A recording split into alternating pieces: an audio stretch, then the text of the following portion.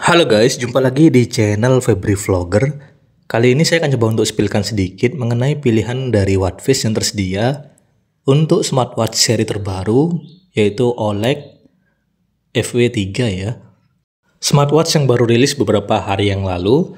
Jadi saya bikin video ini buat teman-teman yang mungkin tertarik juga untuk membeli smartwatchnya atau mungkin baru beli juga dan bingung untuk cara masuk ke bagian pilihan watchface-nya gimana, atau mungkin ada yang penasaran dengan pilihan dari watchface-nya. Saya akan coba untuk spillkan sedikit ya, biar teman-teman yang tertarik juga itu biar lebih yakin lagi untuk membeli smartwatch-nya. Nah, yang perlu teman-teman tahu di sini, untuk smartwatch model ini tuh punya beberapa pilihan watchface bawaan. Ada sekitar 8 watchface bawaan, yang dimana untuk watchface bawaannya ini nggak bisa kita gonta-ganti dengan menggunakan watchface yang lain karena sudah bawaan langsung dari smartwatch-nya. Ini untuk watchface bawaannya ada 8 watchface ya. Sudah cukup banyak dan untungnya sih untuk pilihan watchface-nya sudah cukup menarik lah.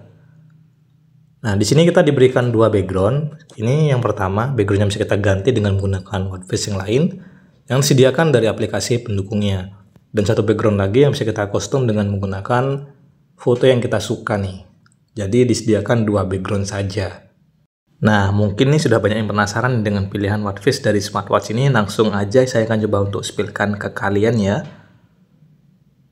Untuk aplikasi pendukungnya namanya itu David teman-teman. Cuma untuk yang login ke aplikasi OLED Fit ini agak susah. Tapi dari smartwatch-nya sih disarankan untuk login ke aplikasi David. Ini kita pilih di bagian nomor 3 paling bawah. Kita pairing dulu atau koneksikan smartwatch-nya ke handphone yang lagi kita pakai.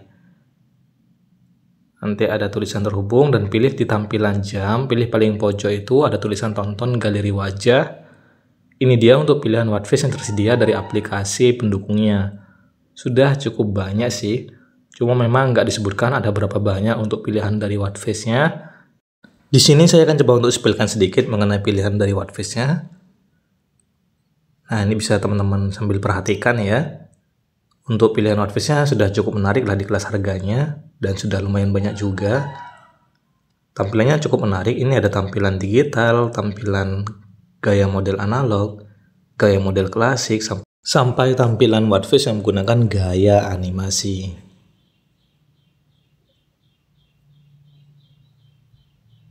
Nah, buat teman-teman yang juga tertarik untuk membeli smartwatch ini, untuk harganya itu di kisaran 290 sampai 300 ribuan. Jadi ya memang cukup mahal ya untuk harganya. Tapi mungkin menurut saya sih sudah wajar juga, karena memang untuk smartwatch ini itu sudah menggunakan panel AMOLED dengan ukuran layar di 1,43 inch, resolusinya 466 x 466 pixel. Jadi tampilan dari layarnya itu dari kontras warnanya juga pastinya sudah tajam, gonjreng, dan juga cakep ya. Karena sekali lagi sudah menggunakan panel AMOLED. Sudah menggunakan kaca 2,5D juga, dari tampilannya itu sudah berbentuk bulat dan kelihatan melengkung teman-teman.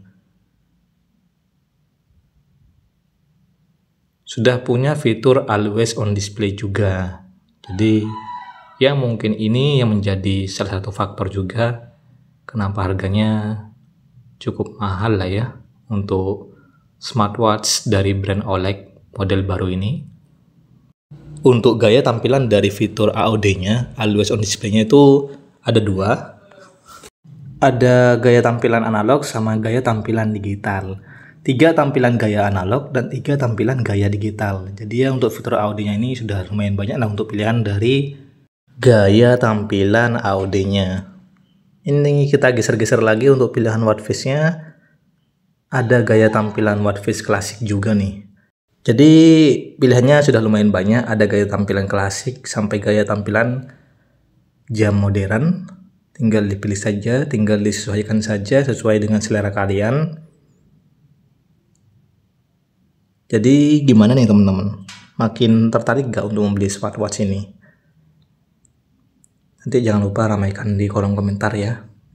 Menurut saya pribadi sih selama menggunakan smartwatch ini tuh sudah sesuai dengan harganya. Untuk fitur-fiturnya sudah bagus. lebih banyak sisi positifnya sih daripada kekurangannya. Yang menurut saya kurang dari smartwatch ini itu cuma satu, teman-teman. Ada di bagian baterainya yang memiliki daya baterai di 270 mAh. Untuk pengisian dayanya membutuhkan waktu kurang lebih sekitar 1 jam. Diklaim bisa bertahan sampai 20 hari, tapi nggak tahu dalam mode apa dalam mode standby atau mungkin gimana, nggak disebutkan. Cuma selama saya menggunakan smartwatch ini, nggak pasti yang awet-awet banget sih. Agak sedikit boros juga. 1 hari pemakaian itu bisa berkurang sekitar 10-15%.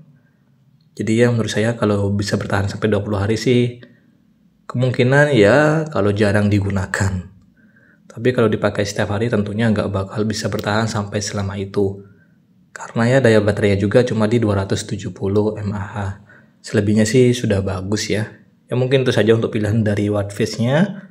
Gimana nih? Cukup bagus kan? Jangan lupa ramaikan di kolom komentar. Terima kasih buat semuanya. Thank you dan bye-bye.